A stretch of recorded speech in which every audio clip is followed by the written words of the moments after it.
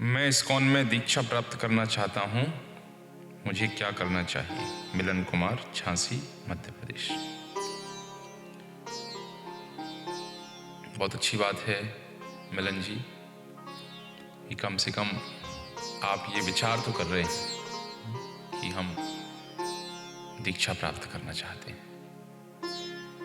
तो एक चीज़ तो पहले ही समझ लीजिए, मैं कई भक्तों से मिलता हूँ तो उनके मन में एक बड़ी शंका, एक कन्फ्यूज़न होता है कि क्या यदि हम इस्कॉन में दीक्षा लेंगे तो हमें लाल कपड़े पहनने पड़ेंगे, क्या हम दीक्षा लेंगे तो हमें सिर मुड़ाना पड़ेगा या मंदिर में रहना पड़ेगा।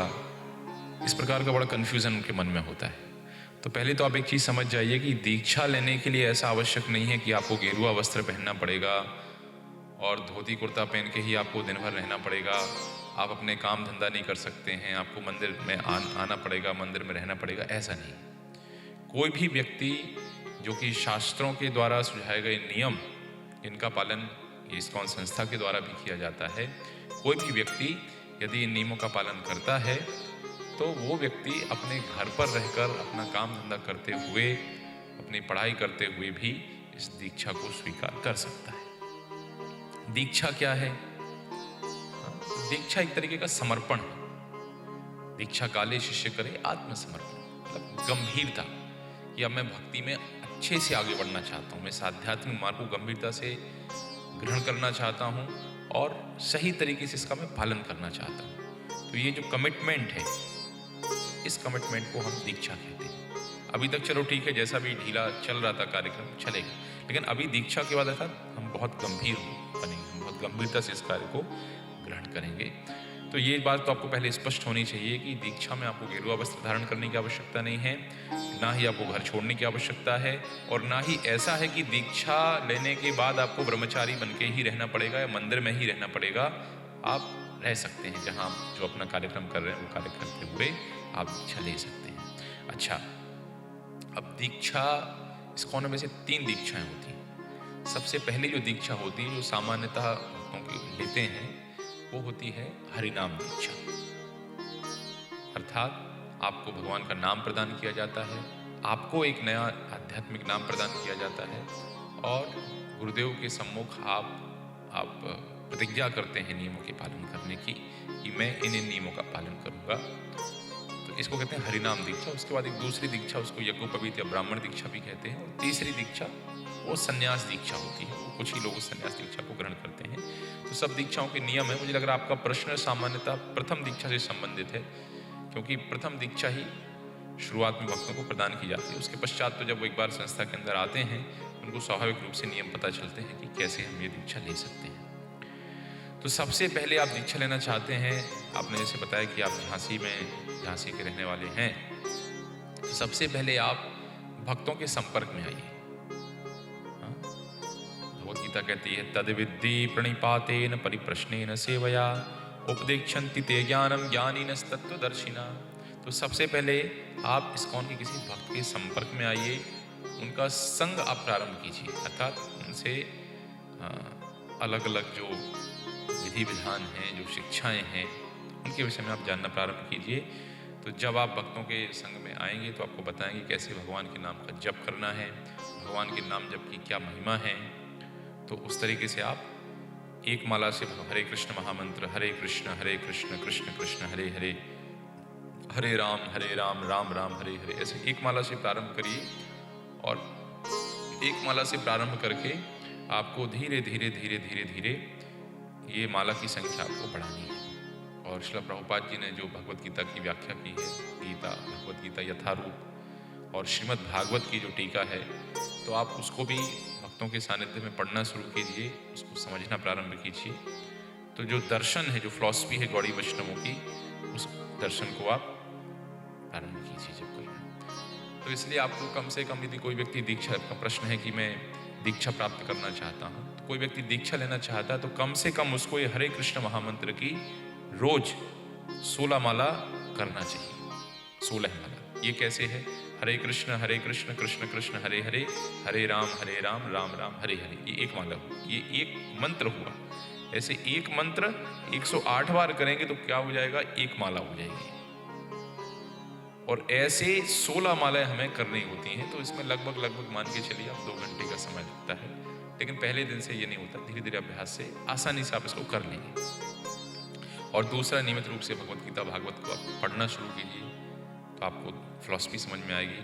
और तीसरा, आपको क्या करना है, जो भक्त इस्कॉन में दीक्षा ग्रहण करना चाहते हैं उनको 4 नियमों का पालन करना होता है। ये नियम इस्कॉन के नहीं है, ये नियम शास्त्रों के हैं, ये नियम भागवत के हैं।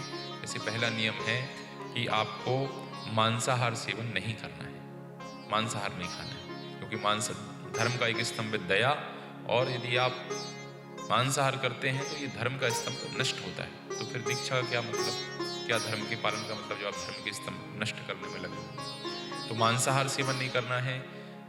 अच्छा, और चूंकि दीक्षा अपने आप में एक गंभीर निर्णय है, तो साथ ही साथ हमें सत्व में वृद्धि करनी होती है, धीरे धीरे और भक्ति मार्ग में आगे बढ़ना होता है।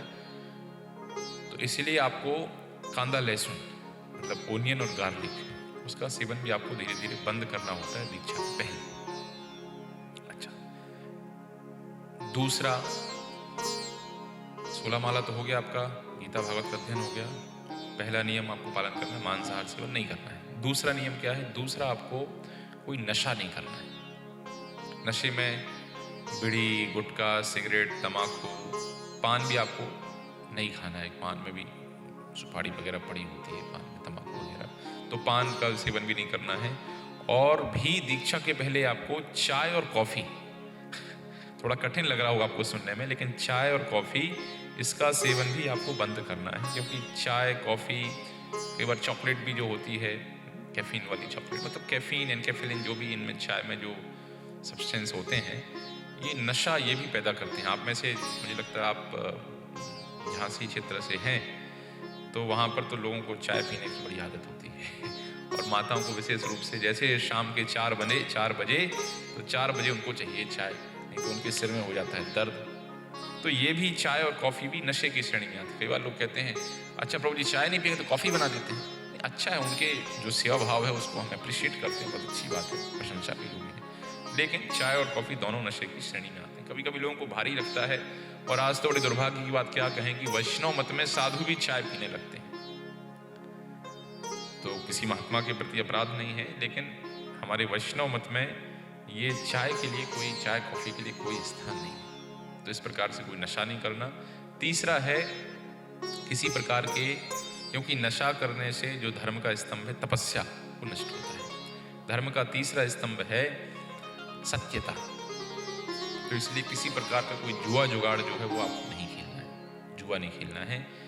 तो जुआ नहीं खेलना है, इससे धर्म के तीसरे स्तंभ सत्यता की रक्षा होती है। और चौथा स्तंभ है शुचिता, अर्थात आपको किसी भी प्रकार से अवैध मैथुन में आपको रत नहीं होना है। विवाह के पूर्व या विवाह के बाद किसी प्रकार से आपको,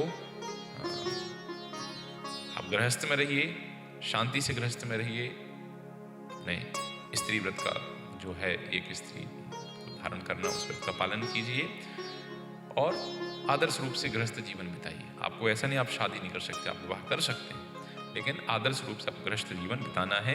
कोई अवैध मैथुन, एक्स्ट्रा मैरिटल अफेयर्स, उसमें आपको नहीं जाना है। तो ये 4, क्योंकि इससे शुचिता जो है वो नष्ट होती है। तो इन नियमों का 16 माला आपको जब प्रारंभ करना है, 4 नियमों का पालन करना है, गीता भागवत के अध्ययन को आपको समझना है उसको।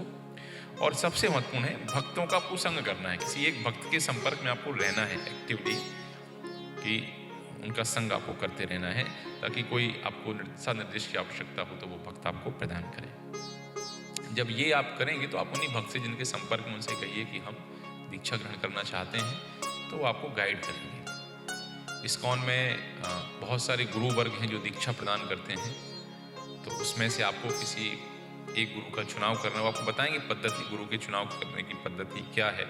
तो यहाँ प्रासंगिक नहीं है, जो मैंने शुरुआती अवस्था आपको बताई, आप भक्त के संपर्क में रहेंगे वो सब बताएंगे आपको। तो किस प्रकार से बहुत सारे गुरुओं में से गुरु का हम चुनाव करें, उसके क्या मानदंड हो सकते हैं, और उसको चुनाव करेंगे।